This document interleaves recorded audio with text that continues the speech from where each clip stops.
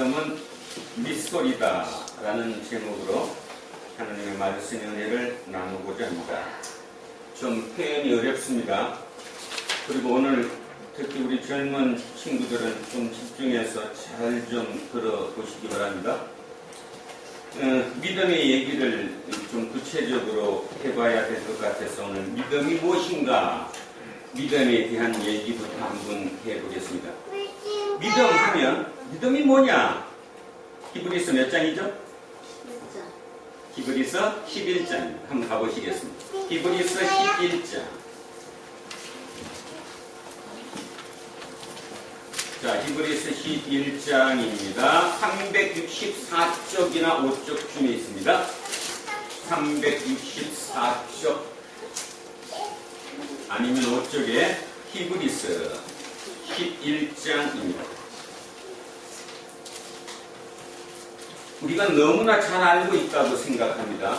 근데 다 아시는 어려운 분들은 조금 양해하시고, 지금 우리 젊은 친구들은 좀 집중해서 좀 정리를 좀 했으면 합니다. 자, 11장 1절, 2절 제가 한번 읽어보겠습니다. 믿음은 바라는 것들의 실상이요 보이지 않는 것들의 증거니. 자, 믿음은 바라는 것들의 실상이요 보이지 않는 것들의 증거니. 가장 오해하기 쉬운 문장이죠.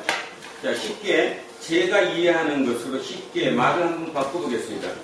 루터의 번역입니다. 루터는 이렇게 번역을 했습니다. 믿음은 내가 희망하는 것들의 확신이며, 내가 희망하는 것, 내가 소망하는 것의 확신이며, 두 번째, 보이지 않는 것들을 의심하지 않는 것이다. 한 번 더 하겠습니다. 루터 번역을 하면 조금 이해가 더 쉬울 것 같아서 제가 번역을 바꿔보겠습니다. 다시 합니다. 믿음은 뭐라고요? 내가 뭐 하는 거? 희망하는 거. 여러분이 희망하는 것, 여러분이 바라는 것, 소망하는 것을 뭐 하는 거고? 확신하는 거고. 내가 바라고 소망하는 것을 확신하는 거고. 그 다음은 보이지 않는 것. 우리는 보이는 세계를 사는데 보이지 않는 것을 뭐 한다고요? 의심하지 않는다. 보이지 않는 것을 의심하지 않는다. 이거를 잘못하면 대형교회가 됩니다. 대형교회 되는 거 쉽습니다. 이 구절을 멋있게 하죠. 저 어디 있는지 알죠? 뭐 어디로 따질지도 없습니다. 대한민국의 대형교회들의 99.99%는 이 문장을 이렇게 해석합니다.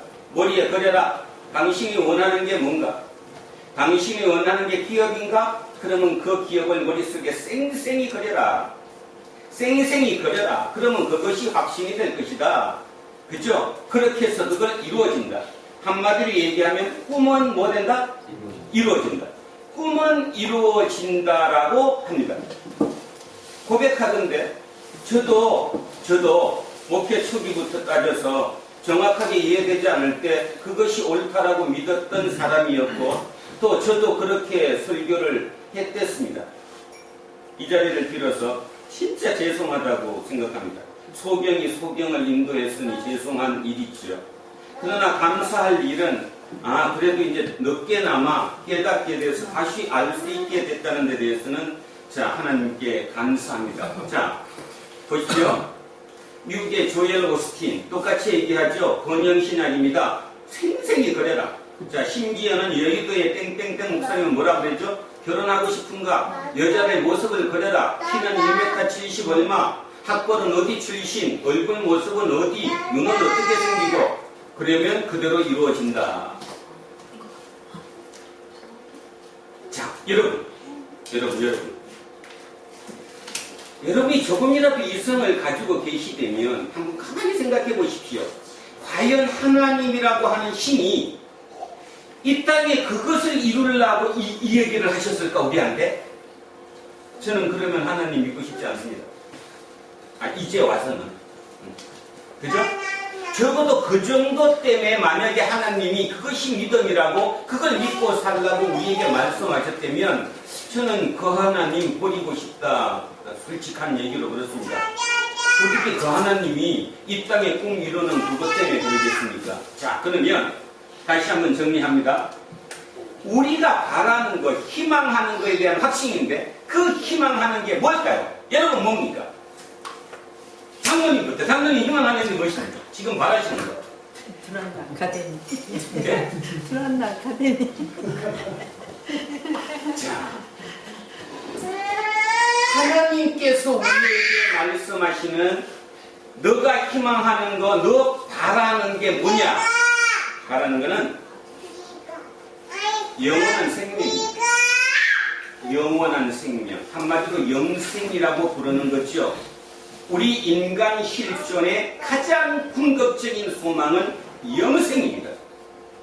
여러분이 만약에 그 영생을 얻기 위해서 여기서 예배를 하나님께 드리는 거지, 내 직장에서 잘 되기 위해서, 우리 아들 서울대 보내기 위해서 여기 와서 예배 드리신다면 여러분 여기보다 훨씬 편한 데 많고 많습니다. 거기 가서 예배 드리면 돼요.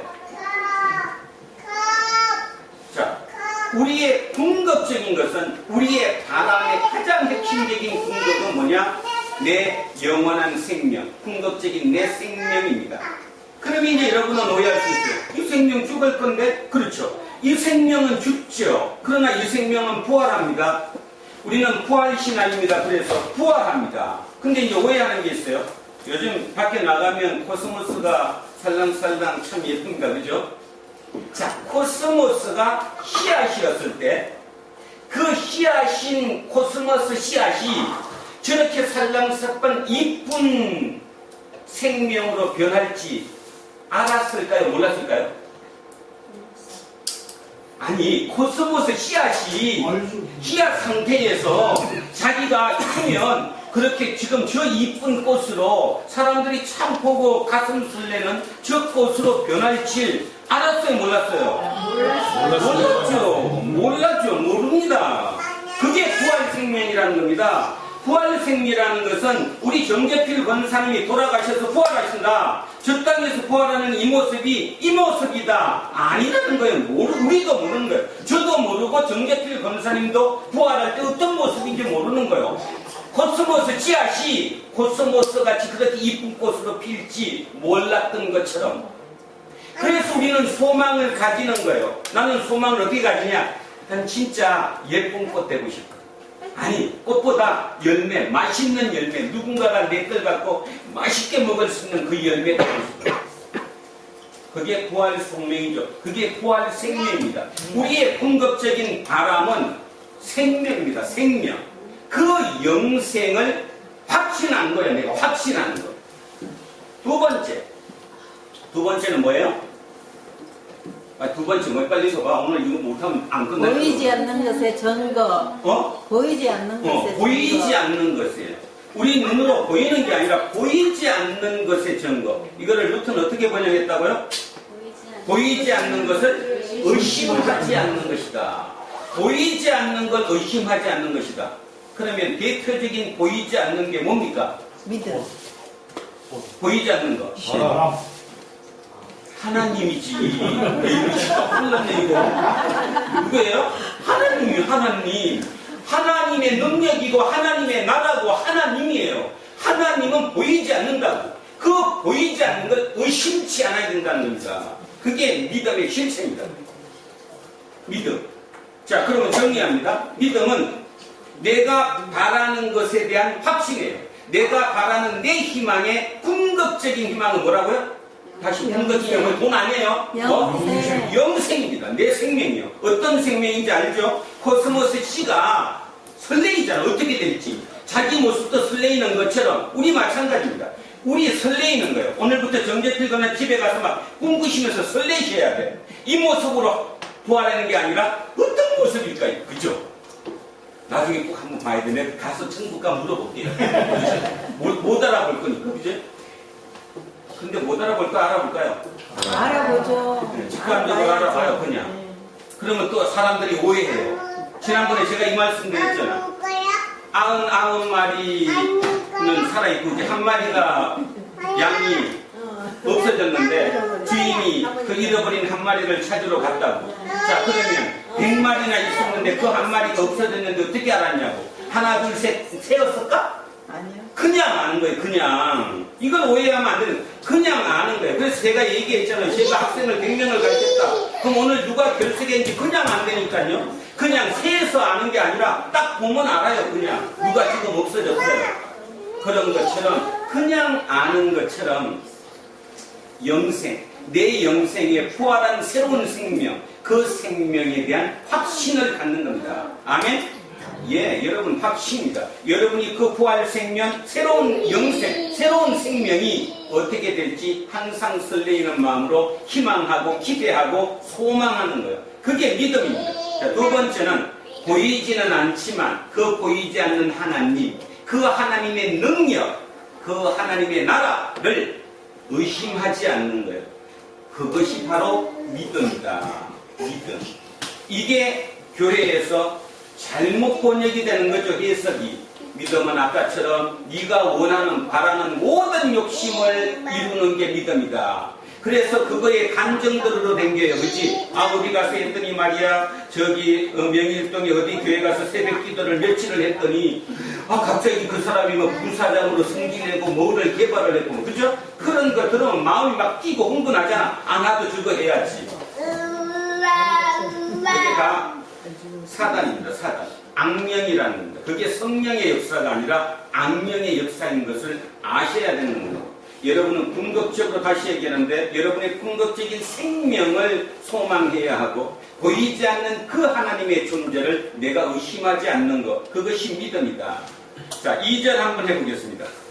선진들이 이로써 증거를 얻었다. 믿음의 선진들, 우리의 조상들은 그렇게, 그럼으로 인해서 하나님으로부터 인정받았다는 거예요. 그렇게 믿음으로 인해서 인정받았다.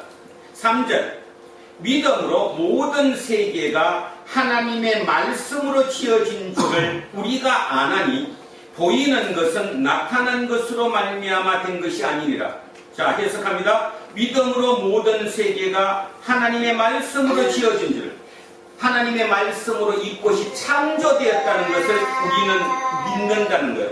두 번째는 보이는 것은, 지금 여기 보이는 거 뭐 많죠. 이 모든 보이는 이 사물은 나타난 것으로 말미암아 된 것이 아니다.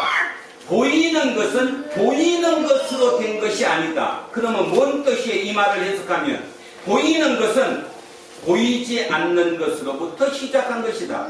조금 더 우리 동양적인 표현으로 바꾸면 보이는 만물은 무에서 나왔다. 어디서 나왔다? 무에서 나왔다.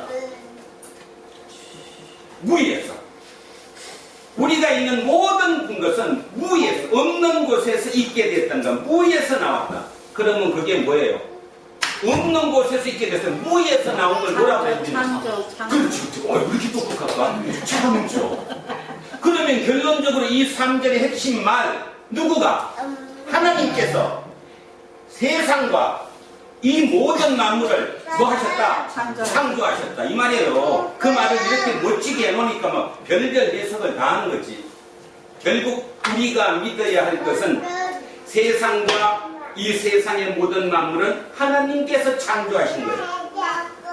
자, 하나를 더 해보겠습니다. 6절 한번 보시기 바랍니다. 6절. 믿음이 없이는 하나님을 기쁘시게 하지 못한다. 쉽게 말해서 하나님께 인정받기 위해서 하나님을 즐겁게 하는 것은 믿음이 없이는 안 된다는 거예요. 자, 어떤 믿음이냐? 반드시 그가 계신 것과, 반드시 그가 계신 것과 하나님이 계신 것과, 이게 아까 1절에 뭐랑 같아요? 아까 1절에 뭐랑 같잖아요, 지금. 보이지 않는 것을 의심치 않는 것. 그렇지. 같잖아. 그 다음에는 또한 그가 자기를 찾는 자들에게 뭐를 줘요? 상을 줘요. 자, 여러분, 하나님께 받고 싶은 상이 뭐예요? 영생이죠. 부활 영생, 부활 생명이잖아요. 1절과 6절이 대입되는 거죠. 이게 전제 조건이 깔려야 기독교 신앙이 되는 겁니다. 이걸 오해하면 안 되는 거예요. 다시 얘기합니다. 적어도 우리 도란노 교회는 꿈은 이루어진다라는 정도의 좀 표현을 거칠게 하겠습니다. 양해하시기 바랍니다. 저질 교인은 되지 맙시다. 예? 꿈은 이루어진다 정도의 하나님으로 우리가 떨어뜨리지 말자고. 적어도 우리가 믿는 신이 그 정도 신이라면 미아리 신보다 약하잖아. 요 남한산성 약사사보다 우리가 더 약하지 않아요? 아니 길거리에 그 굿판 걸어놓고 깃발 걸어놓고 굿하는 그 무당보다 우리가 더 못한 거 아닙니까? 적어도 자 그래서 적어도 두란노 교회에는 그 정도 믿음은 아닙니다. 꿈은 이루어진다 정도의 그런 믿음은 아니라는 거예요. 그런 신은 아니라는 거예요. 자 그래서 여기서 일단 믿음을 하나를 정리를 하겠습니다. 믿음이란 뭐냐? 김나면 내가 조금 더 물어볼 거야. 믿음은 뭐라고요? 궁극적인 생명, 영생을 뭐 하는 것이며 확신하는 것이며 두 번째는 보이지 않는 누구를 하나님을 의심치 않는 것. 그것이 믿음이라는 겁니다. 우리는 그 믿음으로 사는 거예요. 그러니까 그 믿음에 확실한 사람들은 삶이 어떤가 그 얘기가 여기 쭉 나왔잖아요. 뭐 에녹은 어떻고 뭐 노아는 어떻고 아브라함은 어떻고 이렇게 나온 거죠. 노아는 어떻고 에녹은 어떻고 결국 그 사람의 공통점 뭐를 확실히 믿었어요? 믿음이 확실한 거지. 믿음이 확실하다는 말은 하나님을 확실히 믿었고 의심하지 않았고 두 번째는 궁극적인 생명, 영생을 확실히 믿었다는 것. 그 믿은 사람들의 삶이 쭉 나와 있습니다. 자 오늘은 주보 뒤에 한번 보시기 바랍니다. 주보 뒤에 자 믿음이란 무엇인가? 그래서 믿음이란 무엇인가? 우리 성경에 나와 있는 히브리서 믿음장이라고 부르는 11장의 말씀으로 믿음의 개념을 한번 정리했습니다. 자 그런데 이제 거기 제가 이거 써놨어요. 다섯 유영모 선생은 믿음이란 밑 아래다는 거죠. 아래 밑에 소리는 음이 소리니까 소리 음자니까 밑음이란 밑소리다라고 정의합니다. 밑에 소리라는 게 도대체 뭘까? 가장 낮은 곳에서 들리는 소리죠. 그러면 가장 낮은 곳, 그곳이 어디냐? 우리 마음속 깊은 심령이죠. 자기가 눈을 감고 기도해서 맨 밑으로 들어간 가장 낮은 곳, 그곳에서 들리는 소리가 바로 믿음, 밑에서 나는 소리다, 밑소리다. 이건 뭐 제가 그렇게 정의를 내리고 싶습니다. 자, 그런데 그 밑소리는 성경의 처음부터 끝까지 창세기 1장 1장부터 따져서 요한계시록 끝까지 가장 인간이 밑에 가장 낮아질 때, 자 그러면 정리 한번 질문 하나 하겠습니다. 인간이 언제 가장 낮아집니까? 언제 가장 낮아져서 자기의 밑에 가장 밑에를 듣냐? 언제? 죽기 전. 죽기 전에? 가장 고통스러울 때죠. 힘들 때. 제게 질문하면 저는 진짜 자살하고 싶을 때, 그죠? 몸이 너무 아파서 오랫동안 아파서 진짜로 자살하고 싶었던 그 순간, 저도 그렇게 해서 하나님을 만났다고 제가 언제 이렇게 간증한 분 드린 적이 있죠. 그것입니다. 가장 고통스러울 때, 그리고 가장 두려울 때, 그 두려움 그때 이 속에서 진지하게 소리가 나는 거예요. 어떤 소리? 성경의 소리는 뭐예요? 딱 두 마디. 한 마디 더 붙이면 세 마디. 뭐 하지 말라? 두려워하지 말라. 담대하라. 내가 너와 함께 할 것이다. 성경 처음부터 끝까지 이 세 마디 외에는 아무것도 없어요. 찾아보세요. 음란문. 다시 얘기하는데 밑에 소리라는 게 뭐냐? 인간이 가장 고통스러울 때, 가장 힘들 때, 가장 힘든다는 말은 결국 다른 말로 가장 두려울 때, 내가 가장 두려울 때, 어떻게 해야 될지 모를 때, 그때 그 밑에서 그 소리를 들을 수 있어야 된다는 거예요. 두려워하지 말라, 담대하라, 내가 너와 함께한다. 이 얘기를 들을 수 있는 거예요. 그것이 믿음이에요. 그 믿음을 믿음을 가지면 좀 전에 얘기했던 히브리서 11장의 그 믿음을 갖게 되면 그 소리를 듣게 된다는 거죠. 그 소리를 듣고 사는 것이 믿음의 삶이라는 거예요. 믿음의 삶은 다른 거 아무것도 아니라는 거예요. 그 가장 어려울 때 그 믿음의 소리를 들을 수 있느냐, 그거를 붙잡을 수 있느냐라는 거죠. 그래서 제가 그 밑에는 성경에 있는 것 중에 뭐 결정적인 거 몇 개만 써놨어요. 그건 여러분이 알아서 보시고, 또 제가 이번에 준비를 하면서 어원적으로 믿음이 뭐냐를 한번 찾아봤습니다. 그랬더니 거기 이렇게 나왔더라고요.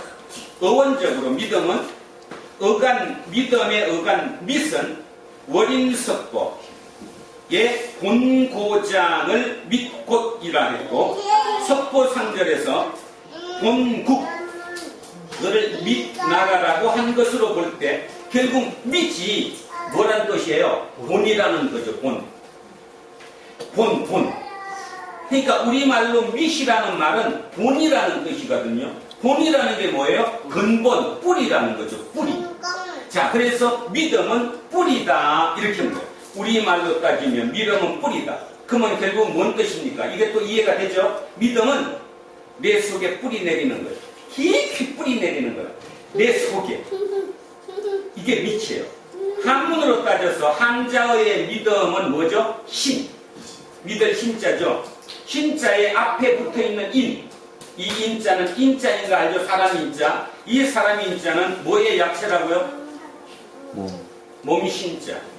보이죠? 그게 몸 신자의 약체입니다. 사람 믿을 신자 할 때 이 앞에 이 변에 있는 이 인자는 몸신의 변이라는 거죠. 몸신. 그러니까 몸신의 약체이기 때문에 이거를 해석하면 신이라는 말은 몸에서 나아가 몸소 행하다, 실행하다는 뜻이라고 돼 있어요. 그러니까 결국은 신이라는 게 뭐냐? 몸으로 말씀은 자기가 말하는 것을 몸으로 뭐 하는 거다? 행하는 거다. 함자의 믿을 신자는 몸으로 내가 말한 것을 또는 들은 것을 행하는 거다. 이게 신자라는 것입니다. 그래서 제가 이 어원을 찾아서 종합적으로 이제 제가 판단하건대, 어원적으로 따지면 믿음은 가장 뿌리 밑에 있는 그 소리를 들었으면 그 소리를 내가 몸으로 행해서 저 위에 계신 하나님께 영광을 돌리는 것, 그것이 믿음이다. 이렇게 저는 정의를 내리고 싶습니다. 내일 다음 주면 종교개혁 501주년입니다. 지금으로부터 501년 전 1517년 10월 31일 비텐베르크 성당에 95개의 태제를 붙임으로 촉발됐던 종교개혁이죠. 그 종교개혁의 개혁자 루터의 세 가지 중에 가장 중요한 거 뭐죠? 오직 믿음. 오직 믿음. 요거를 또 이왕이니까 다음 주에 하지 말고 오늘 나온 김에 제가 하겠습니다. 오직 믿음. 그러면 오직 믿음이라는 게 왜 그랬을까? 루터가 오직 믿음이라고 얘기를 할 수밖에 없었던 이유는 그 당시에 오직 믿음을 몰라서 그랬던 것이 아니라 로마 카톨릭 교황청에 그때 당시에 교황이 레오 10세였는데요. 이 레오 10세가 전쟁을 치렀습니다. 자기 조카를 왕국을 물려주려고 다른 나라를 뺏어가지고 자기 조카를 왕으로 앉히기 위해서 전쟁을 치렀는데요. 그 전비가 어마어마하게 많이 들었어요. 그러니까 돈이 모자라는 거죠. 그래서 레오 10세가 한 일이 뭐냐? 뭐를 팔았을까요? 추기경, 사제를 팔았습니다. 돈 받고. 그래서 그 해에 한 해에만 1517년 한 해에만 31명이 추기경이 됐대요. 큰 교회 세우려면 뭐 해야 되지? 큰 교회 세우면 뭐 해야 돼요? 장로 세워야지. 그래서 장로를 한 100명만 세우면 그죠? 최소한 50억은 들어오는 거죠. 그걸로 성전 입당하면 되는 거예요. 똑같은 거예요. 똑같이 레오 10세는 그랬습니다. 그래서 돈이 모자랐기 때문에 추기경을 만들어서 팔아먹었을 뿐만 아니라 이제 뭐 하면 면벌부를 사면 너의 죄가 뭐 해진다고? 사해진다고. 면벌부를 팔게 된 거죠. 거기에 대한 반발로 나온 게 바로 루터입니다. 그러니까 루터의 핵심은 뭐야? 돈을 거기에 집어넣는다고 해서 너가 구원받는 게 아니라 뭐 해야 구원받는다? 믿음으로 믿음으로 구원받는다. 그래서 이걸 여러분들은 너무 많이 들어서 실제로는 이해를 못해요. 근데 그냥 막연하게 아는 거예요. 자, 오늘 제가 극단적인 예를 한번 들어보겠습니다. 오해하지 말고 들으셔야 합니다. 어떻게 목사가 저렇게 설명하냐? 그렇게 하지 마시고 극단적인 설명으로 제가 오직 믿음을 한번 설명해 보겠습니다. 연구실에 연구용 힌지가 있다고 칩시다. 거기에 연구원이 천요셉이에요. 요셉이 들어 이제 더 많다고. 천요셉이가 연구원이에요. 그래서 연구원 천요셉이가 자기가 연구하는 힌지를 연구하는데 맞게끔 해갖고 이제 집어넣었어요. 자, 그러면 지금부터 질문입니다. 그 지 입장에서는 지가 아무리 머리가 좋고 머리가 아무리 뛰어나고 아무리 영리하고 아무리 실천력이 뛰어난다고 한들 자기 운명을 바꿀 수 있어요, 없어요? 없어요. 누구 외에는? 요셉이 외에는. 그렇지. 연구원인 요셉이 외에는 절대로 지 스스로는 자기를 구원할 수 없습니다. 어떻게든 변화할 수 없죠. 그죠? 맞아요, 맞아요? 그러면 이제 우리는 또 이런 얘기하면 오해합니다. 그럼 우리는 어떻습니까? 기독교에서 얘기하는 우리는 누굽니까? 우리는 하나님이 창조하신 피조물, 토기장이에 우리가 토기거든, 질거릇 아니에요? 자, 토기장이에 질거릇이라고 얘기하면 나를 만든 분이 있으신 거예요, 없으신 거예요? 있어요. 그건 존재하죠. 그러면 내 운명은 내가 마음대로 할 수 없는 거예요. 그 힌지가 연구원의 연구 환경을 바꾸지 않는 한 자기가 그것을 어떻게 할 수 없듯이 우리 또한 하나님께서 우리를 만드셔서 우리에게 어떤 소명, 미션을 부여해서 이 땅에 주셨다면 우리 스스로 무엇인가를 내가 성취할 수 있는 것이 아니라는 거예요. 근데 여러분 어떻습니까? 오늘도 지난주도 여러분 어떻게 사셨어요? 내 운명은 내가 할 수 있다. 내 운명은 내가 마음대로 성취할 수 있다. 물론 작은 것은 되죠. 직장에서 승진을 한다거나 운동선수가 훈련을 조금 더 한다거나 이렇게 자유의지를 가져서 내가 기본적으로 하는 건 할 수 있지만 궁극적으로 내 운명은 밖에 있는 요셉이 손에 들린 것이 내가 똑똑하고 내가 능력으로 어떤 것으로도 바꿀 수 없는 것. 그걸 인정하셔야 된다는 겁니다. 그것이 오직 믿음입니다. 그런데 지난주 어떻게 사셨어요? 하고 싶은 거 다 하고 못할 짓 다 하고 남들 사는 것처럼 똑같이 다 살고 하나님은 입으로만 믿을 뿐 실제적으로 하나님을 의심하지 않는 것이 아니라 날마다 의심하면서 그래놓고도 일요일날 교회에 성경책 끼고 나와서 하나님 죄송합니다, 회개합니다. 그리고 다음 주 가서 또 그렇게 살면서 그죠? 똑같이 끝없는 우리는 반복이 일어날 뿐이라는 거죠. 루터가 오직 믿음이라고 하는 데 대해서 저는 절대적으로 인정합니다. 그 의미에서 우리가 하지 말라는 소리가 아니라 우리가 내 운명을 어떻게 할 수 없다는 거예요. 결국 내 구원은 누구만이 할 수 있는 거예요? 밖에 있는 타자가 내가 아닌 밖에서 할 수 있는 거라는 겁니다. 그래서 뭐가 필요한 거예요? 자, 지 입장에서 생각해 보세요. 지 입장에서 구원받는 방법이 뭐냐고요, 지금? 주인을 믿고 기다리는 거. 그렇지. 일단 첫 번째 전제 조건. 주인이 있음을 믿어야지. 주인이 있음을 믿어야지. 만약에 뭔 말인가 하면 그 힌지가 내가 내 운명을 좌지우지하는 누군가의 절대적인 연권이 있다는 사실을 믿어야지. 그걸 안 믿으면 안 되는 거잖아요. 똑같잖아요. 믿음이. 우리는 하나님을 믿어야 되는 거잖아요. 근데 여러분은 지금 하나님을 못 믿는 거잖아요. 그리고 그 하나님을 그냥 꿈을 이루어진다라고 하는 그 힘으로 격화시키고 있는 거잖아요. 그래서 격화시켜서 한 50년 되고 나니까 이 땅에 이렇게 잘 살게 됐는데 문제는 역설적이게도 하나님은 그죠?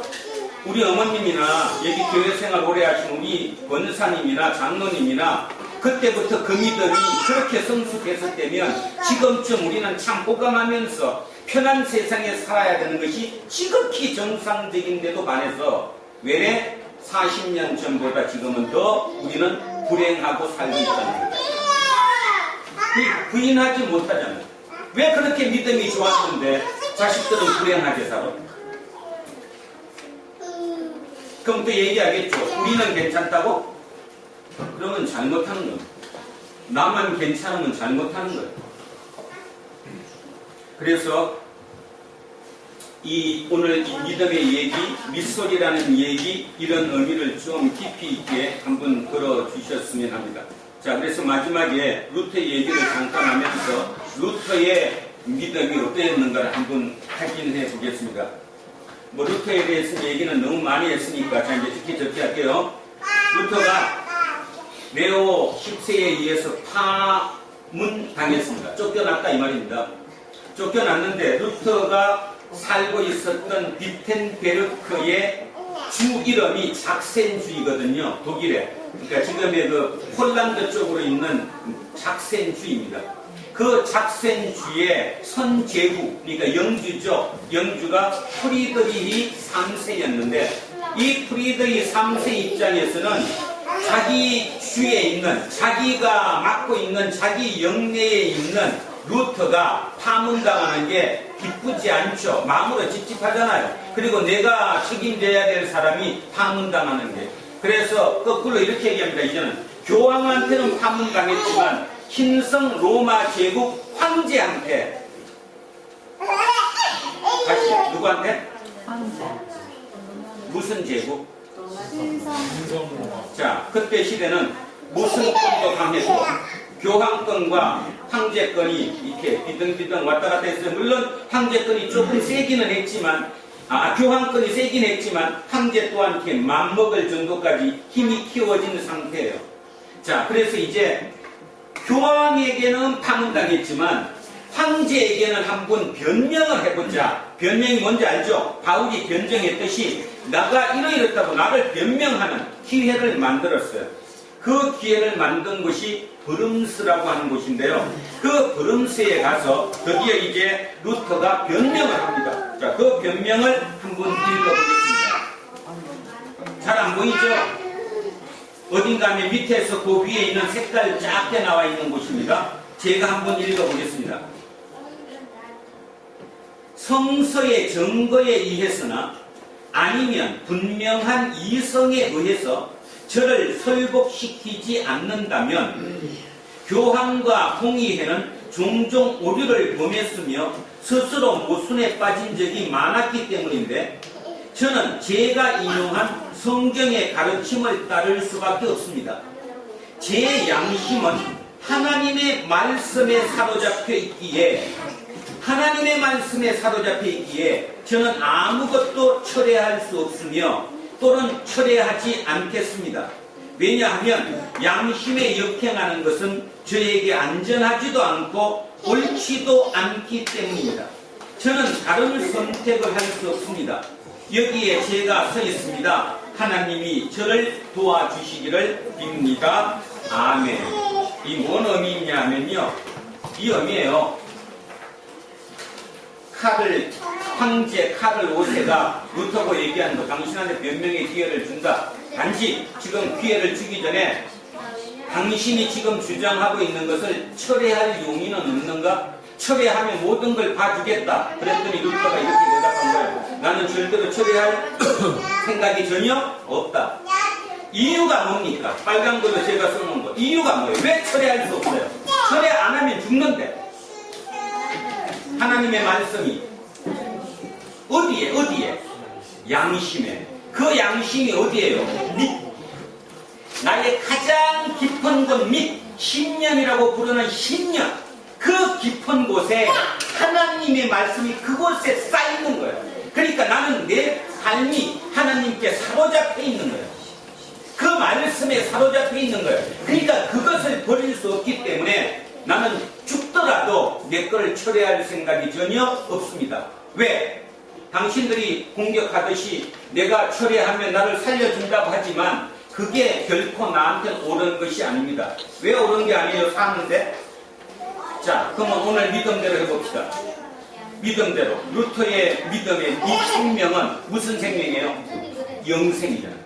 자기는 영원한 생명을 믿는 것, 이 땅의 이 생명을 믿는 것이 아니기 때문에 내가 이 땅의 이 생명을 살기 위해서 뭐하는 것은 내 주장을 철회하는 것은 옳은 일이 아니다. 왜? 하나님이 그걸 원하는 것이 아니니까. 나는 하나님께 사로잡혔다. 철저하게 나는 믿음을 가지고 있다. 자, 이제 복습해도 되죠? 하나님은, 아니 믿음은 뭐라고요? 믿음은 희망하는 거예요. 그러니까 희망하는 것 하지 말더니 본론으로 바로 영생을 확신하는 겁니다. 또 하나, 하나님을 의심하지 않는 것. 누구는? 루터는 그랬어요, 안 그랬어요?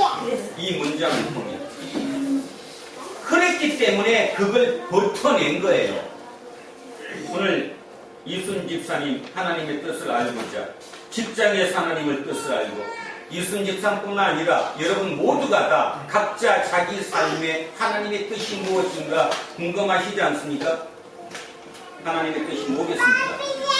하나님의 뜻이 하나님을 의심하지 않는 것이고요. 두 번째는 내 궁극적인 생명, 영생을 확신하는 거예요. 그 확신하는 사람들은 뭐 안 해요? 불굴의 용기를 가지고 있죠. 옳지 않은 것에 대해서는 거들떠보지 않는다는 거예요.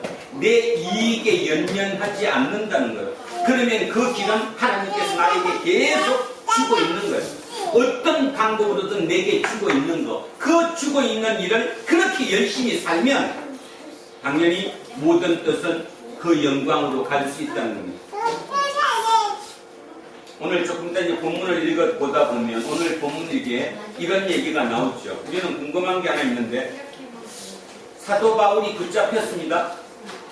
그런데 천부장과 백부장이 왜 바울이 죄인이 돼가지면 그냥 풀어주던가 아니면 그 사내들인 공의에게 사입해가고 니들이 마음대로 해라 넘겨줘도 무방한데 불구하고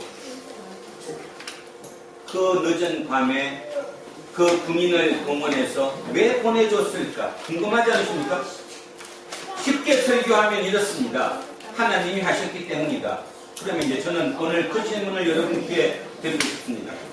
왜 바울을 하나님이 그렇게 살리셨을까라는 거죠. 왜 하나님은 바울을 살리셨을까? 두 번째, 하나님이 바울을 살리고 싶더라도 바울 자체의 삶이 엉망이었다면 천부장과 백부장이 그랬을까 안 그랬을까? 안 그랬죠. 우리는 여기서 문제가 생기는 거예요. 자기는 엉망으로 다 살아요. 절대로 예수님처럼 안 살아요. 술 먹을 거 다 먹고 남할 거 다 해요. 놀방 가서도 별짓 다 해요. 그래 놓고는 결정지수는 하나님이래.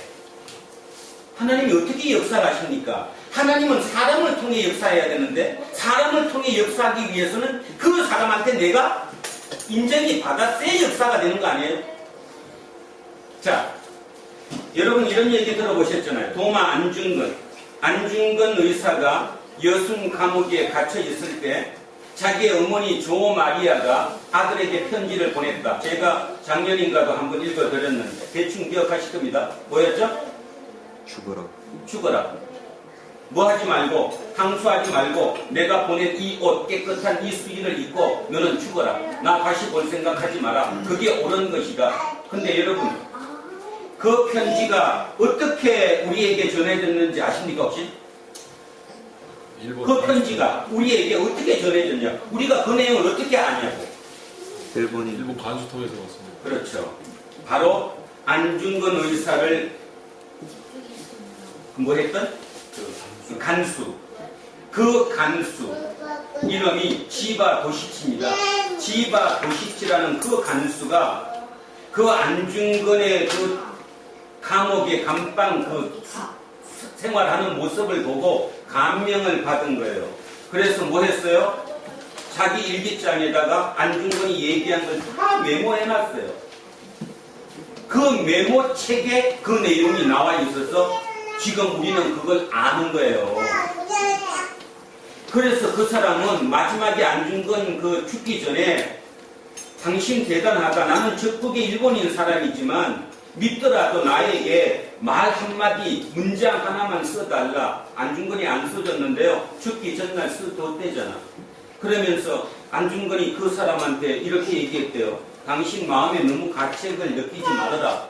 나는 이 나라였기 때문에 거꾸로 이또 일본을 죽인 거고 당신은 그 나라에 있었기 때문에 당신 역할을 최대한 한 거 아니냐. 그러니까 죄의식을 느끼지 말아라. 그래서 그 사람은 안중근의 유품과 안중근이 얘기했던 거 메모했던 자기 그 일기장 그거 들고 일본으로 돌아가서 안중근을 자기 집에 그 모시는 거 알죠? 사당에 모시는 거.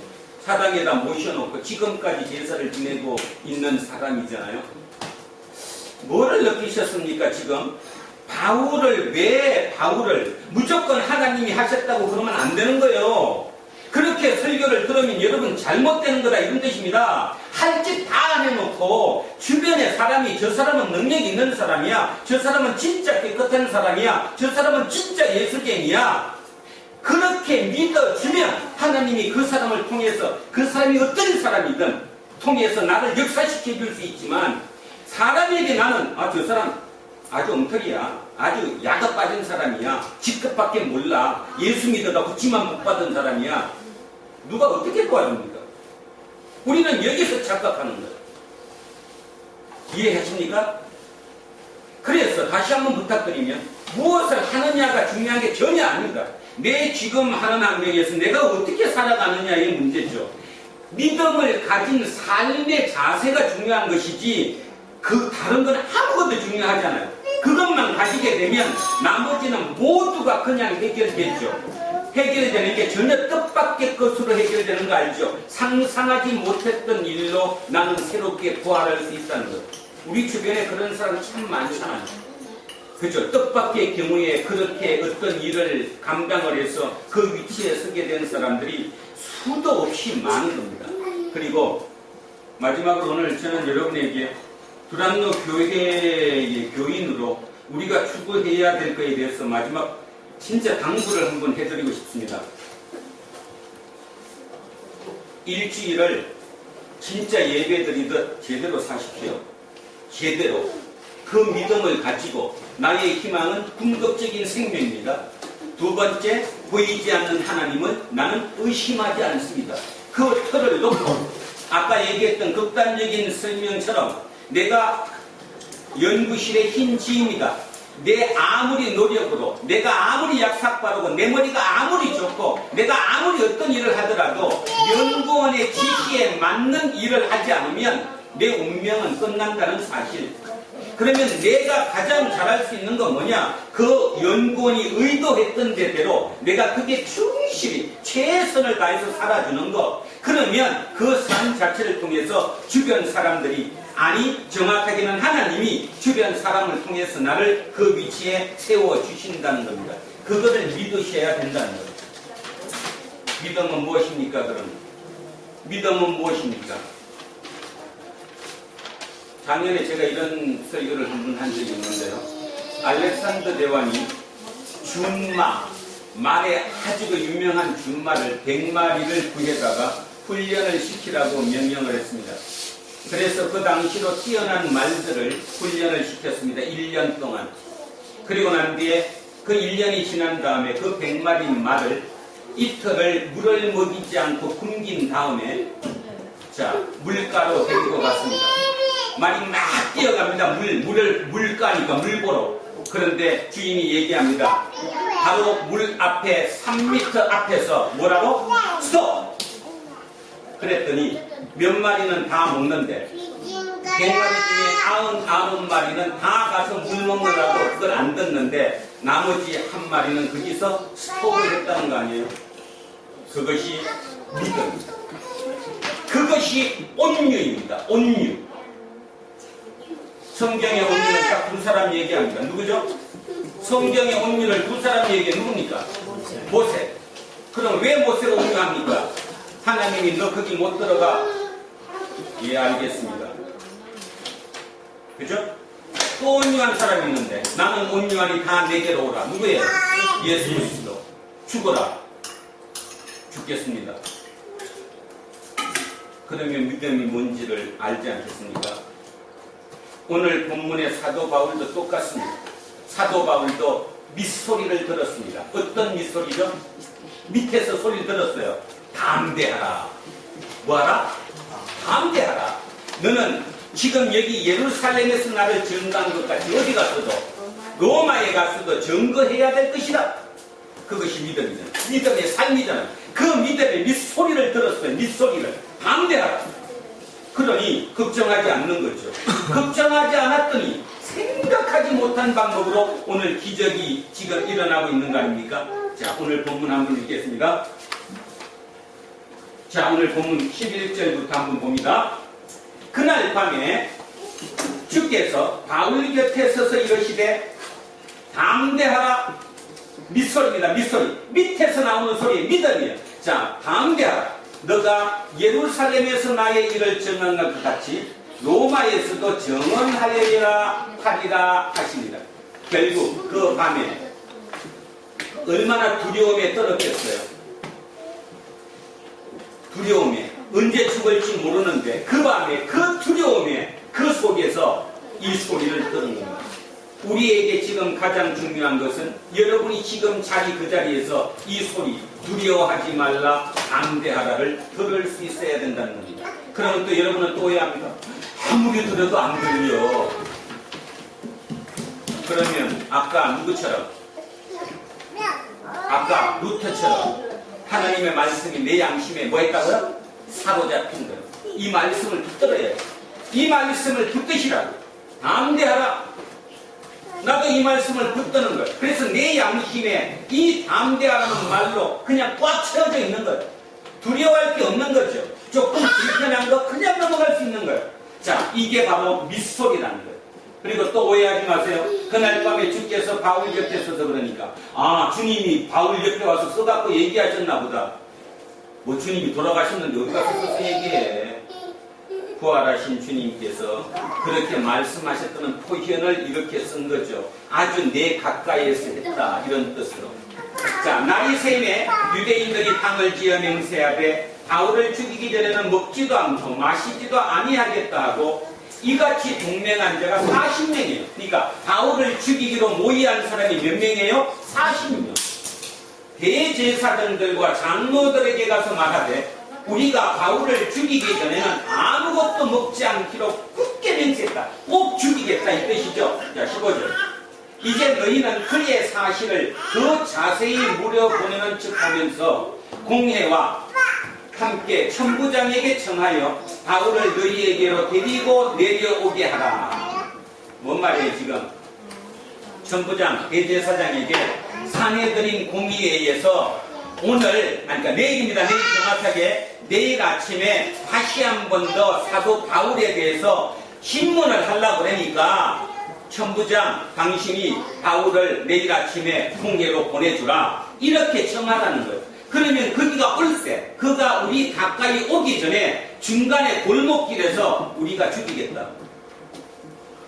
여러분, 바울이 지금 어디에 있죠? 영내에. 로마 군 영내에 있어요. 그럼 영내에서 사내들인 공의회로 내려올 때 이렇게 계단 내려와서 내려온다고 했잖아요. 그죠? 내려올 때 바울 혼자 내려올까요? 아니면 옆에 이 군사들이 따를까요? 군사 있죠. 당연히 군사들이 따르겠죠. 네. 그러면 이 말은 뭐예요 지금? 그 군사들이라는 또 한 분 격전을 치르겠다 안 치르겠다? 치르겠다. 그러면 사상자가 일어날 수도 있다. 내 목숨을 버리고도 저를 죽이겠다는 거잖아요. 이게 무슨 일이에요 도대체, 그죠? 아주 심각한 일 아니에요? 자, 그랬는데 바울의 생질이 누군지 알죠? 루이의 아들이 아들. 우리 저 천여수비가 저의 생질입니다. 조카 아니고 생질이에요. 생질이라고 그럽니다. 자, 여동생 또는 여자 누나의 아들을 생질이라고 부르죠. 그러니까 바울의 생질이 그들에게 매복하여 있다 함을 듣고 와서 영내에 들어가 바울에게 알린지라. 이건 중요한 건 아니에요. 결국은 이들이 40명이 죽이겠다고 작당했던 이 모의한 것을 바울의 생질이 듣게 되어가지고 바울에게 알려줬다 이 뜻이죠. 그러면 생질이 누구냐 뭐냐 이건 따질 필요는 없는 거예요. 중요한 게 아니라 지금 중요한 것은 어쨌든 이 과정을 통해서 하나님이 역사하고 계신다는 거예요. 바울이 한 백부장을 청하여 이르되 이 청년을 천부장에게로 인도하라. 그에게 무슨 할 말이 있다. 그러니까 이 생질, 이 청년을 천부장에게 좀 데려다 주라. 그랬다면 만약에 이 바울의 이 수감 상태가 나빴거나 별 볼 일 없었다면 백부장이 그 말 들었겠어요 안 들었겠어요? 안 듣지. 별 웃기는 소리도 하고 안 듣네. 야 네가 해라. 그러겠지. 그런데 얼마나 수감하는 게 뭔가 틀렸죠. 틀렸다는 것입니다. 적어도 감옥 속에 있으면서도 그들의 눈에 봤을 때 뭐가 틀렸다는 거예요. 틀렸다는 거. 아까 얘기했던 안중근 의사가 틀렸기 때문에 그 일본인 간수가 그 사람이 한 말, 그 내용, 들어온 편지를 자기 일기장에다가 매일 기록해놔서 지금 우리에게 넘어왔던 것처럼 또 하나 최근에 이명박 대통령의 수감 생활, 박근혜 대통령의 수감 생활 하면서 그 간수가 얘기한 것 딱 하나 있었어요. 그런데 역시 수감 생활 잘하는 사람이 밖에 나가서도 다시 재기하더라. 그러면서 나온 사람이 바로 박지원이었습니다. 그래서 그 사람들은 박지원 씨가 수감 생활을 하는 거 보고 모두가 존경했대요. 저 사람은 나가서 다시 분명히 뭐 한다? 재기한다. 아침이 되면요, 그 깜빵이 다 듣게끔 소리를 질러서 노래를 부른대요. 찬송가도 부르고요. 왜? 북돋으려고. 다른 사람들, 옆에 있는 다른 사람들한테 힘을 주기 위해서 소리 지르고요. 푸시업하고요. 이것도 하고요. 그 다음 밖에 나가서 운동하는 시간 되면 사람들 다 들면서 뭐 농담도 해가면서 그들을 북돋우지는.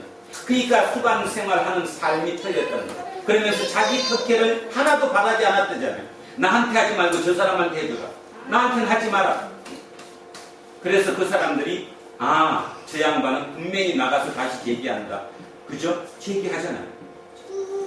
삶이 그거라는 거예요. 그게 바로 믿음 생활이라는 거고. 자, 그래서 백부장을 했더니 얼마나 멋있었는가. 백부장이 데리고 갔어요. 자, 18절. 천부장에게 데리고 가서 이러되 제후일 바울이 나를 불러 이 청년이 당신께 할 말이 있다 하고 데리고 가기를 청하더이다 하며 천부장이 그의 손을 잡고 묻다가 조용히 묻되 내게 할 말이 뭐냐. 대답하되 유대인들이 공모하기를 그들이 바울에 대하여 더 자세한 것을 묻기 위함이라고 하고 내일 그를 데리고 공회로 내려오기를 당신께 청하자 하였으니 당신은 그들의 청함을 따르지 마옵소서. 그들 중에서 바울을 죽이기 전에는 먹지도 않고 마시지도 않기로 맹세한 자가 40명이나 그를 죽이려고 숨어서 지금 다 준비하고 당신의 허락만 기다리나이다. 이에 천부장이 청년을 보내며 경계하되 이 일을 내게 알렸다고 아무에게도 이러지 말라. 백부장 둘을 불러 이르되 밤 제3시에 성경 가지고 계시면 여기도 고쳐주시면 됩니다. 밤 제3시 지금의 시간으로 밤 9시입니다. 밤 9시 2000년 전에 밤 9시는 어땠을까요? 아니 뭐 2000년 갈 필요도 없네요. 정건사님 50년 전에 밤 9시는 어땠어요? 그렇죠. 완전히 한밤중이죠. 왜냐하면 불들이 그렇게 지금처럼 전기가 넉넉한 시대가 아니었으니까. 그죠? 한 오후 5시면 되면 밥 먹잖아요. 이미 저녁 먹고 자야지. 9시면 한밤중입니다. 그러니까 지금 여러분의 생활로 9시를 따지면 안 돼요. 그 한밤중에 이 사람 미친 거 아니에요 지금? 그 한밤중에 백부장 둘을 불러가지고 가이샤라 100km가 넘는 이 가이샤라까지 갈 모병 200명 기병, 말 타고 가는 사람 70명, 창병, 투척병이라고 부르는데 창을 들고 창 던지는 사람이에요. 이 사람 200명을 준비하라 하고. 천부장의 뜻이 뭐죠? 1000명을 거느린다. 1000명을 거느린다. 천부장이죠. 백부장은? 100명을 100명을 거느린다. 그러면 정확하게 천부장이 1000명을 거느렸을까? 아니에요. 저 당시에 천부장은 한 600명 정도를 거느렸습니다. 600명. 그러면 600명을 거느리고 있는 천부장이 그 600명으로 예루살렘의 치안을 담당하는 자가 지금 몇 명이에요? 5병 200명, 기병 70명, 창병 200명, 토탈 몇 명? 470. 어마어마하죠? 600명 중에 그 밤중에 한밤중에 470명을 불러가지고 지금 출발하라는 거예요. 이 뭐 정상 아닌 것 같아요, 그죠? 여기서 우리의 이제 그냥 쉽게 믿음이다 그러면 안 되는 거예요. 하나님이 그렇게 하셨다. 그렇게 생각하면 안 된다는 겁니다. 그렇게 믿으면 믿음이 끝이 없는 거예요. 끝없이 거기에 반복되는 것 뿐이에요. 이렇게 되려면 적어도 바울의 사람의 됨됨이가 틀렸어요, 안 틀렸어요? 틀렸겠죠. 누구 눈에도, 천부장의 눈에도 이 사람이 별난 사람이었어요. 자기가 봐도 그냥 함부로 하는 사람이 아닌 거예요. 그러니까 천부장의 머릿속에는 순간적으로 반짝했어요. 뭐 했을까? 이야, 이 사람을 벨릭스 총독에게 잘해갖고 내가 함으로 해갖고 내가 승진 한 번 해야 되겠다. 그냥 거칠게 얘기하면 덕 한 번 봐야 되겠다. 쉽게 얘기하면 뭔 뜻이냐 하면 이럴 정도로 해서 내가 어떤 행위를 함으로 인해서 나한테 엄청난 덕이 될 거라는 판단을 한 거예요. 그걸 생각하시라는 겁니다. 역으로 여러분이 저 상태였으면 거기에 치안 담당자가 여러분의 상태를 보고 여러분 때문에 덕보기 위해서 저렇게 극진히 일을 처리하겠습니까? 오늘 숙제에 집에 가서 눈 감고 기도하시면서 한번 생각해 보십시오. 과연 내가 저 상태였다면 그 담당자가 최고 대장이 나를 위해서 저렇게 할 것인가? 다시 합니다. 그냥 하나님이 하시다시피 막연히 하지 마시고 하나님이 그 역사를 할 수 있게끔 내가 행했는가 안 했는가를 돌이켜봐야 한다는 것입니다. 믿음이 바뀌지 않으면, 여러분의 믿음이 바뀌지 않으면 끝없이 반복될 뿐이에요. 자, 그래서 이렇게 백부장 불을 불러서 밤 9시에 완전히 한밤중에 그 시대에 이 사람 200명, 70명, 200명, 470명을 데리고 바울을 이동시켰어요. 그 밤중에. 왜? 내일 뭐 하자고 그러니까 내일 사내들인 공의회에서 데리고 오라고 그러니까 미리 보내버리자는 거죠. 뭔가 나한테 플러스 될 걸 생각했기 때문에. 만약에 플러스 될 걸 생각 안 했다면 저런 액션을 취할 이유가 전혀 없죠. 욕먹을 짓인데 재수 한 명 때문에 저렇게 네가 해? 너 지금 제정신이야? 이런 소리 들을 수 있잖아요. 바로 이 태도가 오늘의 결론입니다. 믿음을 가진 사람, 진짜 믿음 속에 있는 사람, 믿음 속에 있는 사람의 믿음의 삶이 어떠한가를 우리는 알아야 된다는 거예요. 그것이 우리의 답이라는 겁니다. 그 일은 어떤 일일지도 모릅니다. 나에게 시키는 그 일이 어떤 일일지도 모르는 거예요. 그 일을 저렇게 감당하면 하나님이 주변에 있는, 쉽게 말해서 적을 통해서라도 나를 세우실 것이라는 것을 믿으셔야 합니다. 믿음은 그것이 바로 믿음입니다. 오늘 정리를 하겠습니다. 오늘 제대로 안 들으셨거나 아니면 들었어도 잊어먹지 마시고 끊임없이 묵상하면서 자기 걸로 체화하시기 바랍니다. 믿음은 궁극적인 생명을 확신하는 거예요. 코스모스 씨앗이 코스모스로 부활될 부활 생명을 확신하는 거예요. 나는 내 부활이 어떨지 모르지만 가슴 설레는 마음으로 희망하는 거예요. 도대체 내 꽃은 어떨까? 내 열매는 어떨까? 내 씨앗은 요 모양이지만 키가 이렇게 작지만 새롭게 부활할 내 생명의 그 모습은 어떠할까를 희망하는 거예요. 두 번째, 하나님은 보이지 않으시만 하나님을 의심치 않는 거예요. 그것이 믿음의 틀이에요. 그 틀 속에 내가 있다는 거예요. 오직 믿음이라고 얘기했다는 말 다시 한번 더 하면 연구실의 힌지처럼 연구원이 나를 통해서 어떤 연구하기 위해서 나를 그 상태에 둔 것처럼 그 속에서 내가 아무리 악으로 깡으로 발버둥 친다고 해도 내 스스로 내 구원은 밖에 있는 그 연구원의 손에만 있는 것 같이 내가 하나님의 절대적인 그 손을 믿는 거예요. 믿음. 그러면 그 믿음을 가지면 새로운 내 삶의 행위가 나오는데 그 삶의 형태는 진짜 진지해지는 거예요. 아주 진지해진다는 거예요. 삶이. 믿으니까.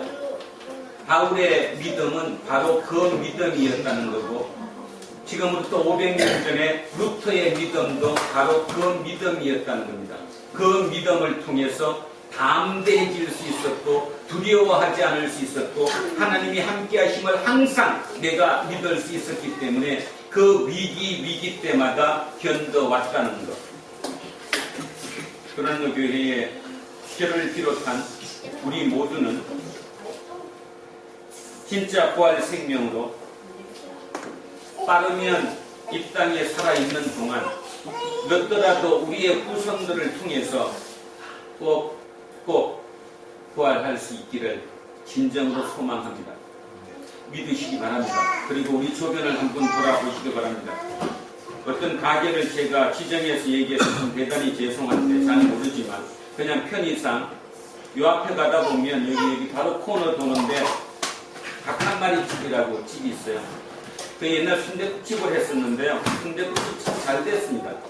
근데 제가 듣기로 그 집세가 월 800이래요. 대단하죠? 이 조그만 동네에 집세가 800이면 도대체 얼마를 받아야 그걸 남겠습니까? 그 집이 쫓아보니까 지금 주인을 해요. 근데 아무리 해도 안 해요. 손님이 없어요. 음식은 가보면 그렇게 뭐 맛없지도 않아요. 그래서 제가 느끼는 거예요. 쌓은 대로 가는 거고 보이지 않는 하나님을 믿지 못하고 지 능력으로 지 힘으로 뭐든지 이루어지지 않는다. 그러면서 제가 또 하나 고백하는 거 분당 우리 교회 이찬수 목사의 고백을 저는 항상 기억합니다. 저는 뛰어난 목사가 아님에도 불구하고 우리 아버지가 시골 교회 하면서 소나무 뿌리 붙잡고 40일 금식 기도하다가 죽는 바람에 그 어머니가 창피해서 그 아들을 데리고 미국으로 이민 갔다가 결국 너는 목사가 다시 돼야 된다고. 그 사람은 일리노이 주립대 사회학과 출신이에요. 사회학. 다시 한국에 들어와서 옥하는 목사가 중고등부를 가르쳐라. 10년 동안 중등부를 가르치다가 옥 목사가 마지막에 너는 여기 있으면 안 된다. 독립해라. 그래서 기본 돈을 줘서 분당으로 나와서 그 교회를 시작했는데 지금 10,000명이 넘습니다. 그러니까 그분은 항상 고백하는 게 그거예요. 내가 설교를 뛰어나게 했어도 내가 뭐를 잘했어도 아니라 우리 아버지가 그 전에 그 진짜 소망 품어 붙들고 40일 기도하다가 주던 그 아버지 덕에 지금 내가 목회하고 있노라. 우리가 그런 얘기를 들으면 뭐 이렇게 하는데 진짜 가만히 생각해 보십시오. 가만히 진짜 우리 다 그렇습니다. 우리 모두가 그렇다는 거예요. 그래서 저는 아직도 제 개인적으로는 제 자식들에게 미련을 버리지 못합니다. 왜 못 버리냐면 어쩌면 그저 그게 나에 대한 미련일지도 모르겠지만 그래도 나는 꿋하게 아직까지 지키고 살라고 했었기 때문에 그래도 아직도 안 늦은 거 아니에요, 그죠? 바로 그겁니다. 그것이 우리 믿음의 생활이고 믿음의 삶이고 내가 하나님을 믿는다는 것이 내 안에서 내가 당장 모든 게 다 이루어지는 것이 믿음은 아니라는 사실을 잊지 않는 저와 여러분 되시기를 주의 이름으로 축원합니다. 기도하겠습니다. 하나님, 오늘 믿음이라는 것을 다시 한번 생각해 보게 해주셔서 감사합니다. 사도 바울이 그 힘든 그 과정을 그렇게 꿋꿋이도 담대한 용기를 가지고 할 수 있었던 것도 믿음이었음을 온전히 깨닫게 해주심에 참으로 감사합니다. 우리는 바울을 흉내내고 싶었습니다. 그러나 왜 흉내를 내지 못했는지 이제야 알 것 같습니다. 바울만큼 믿음을 갖지 못했기 때문이지요. 아니, 믿음을 갖지 못한 것이 아니라 믿음을 오해했기 때문이 아닌가 생각합니다. 그 믿음을 제대로 알고 믿음을 제대로 해석하고 믿음을 제대로 알고 나니 내가 어떻게 살아야 하는지도 당연히 나오는 거죠. 예수님이 이 땅을 마지막 떠나면서 고별 설교에서 우리에게 이렇게 말씀하셨습니다. 너희들은 나보다 더 큰 기적도 이룰 수 있다. 저는 그 기적을 믿습니다. 그리고 우리 불안노 공동체 모든 성도들 한 사람 한 사람 그 마음속에는 예수님께서 이 땅에 사시다가 가서 이루었던 그 모든 기적보다도 그 큰 기적을 이룰 수 있다는 그 예수님의 마지막 고별 설교를 오늘 우리의 마음속 깊숙이 새기게 하시고 그것을 이루어 가기 위해서 날마다 우리의 밑에서 나는 윗소리 담대하라 두려워하지 말라 내가 너와 함께합니다. 너는 내 일을 감당하고 있다라는 그 믿음을 잊지 않는 우리 모두가 되게 하옵소서. 통일한국의 그 일을 감당하기 위해서도 날마다 마음속에 생각하고 기억하고 마음속에 저장하는 우리의 젊은 친구들 되게 하옵소서. 감사드리며 거룩하신 우리 주 예수 그리스도 이름으로 기도합니다. 아멘.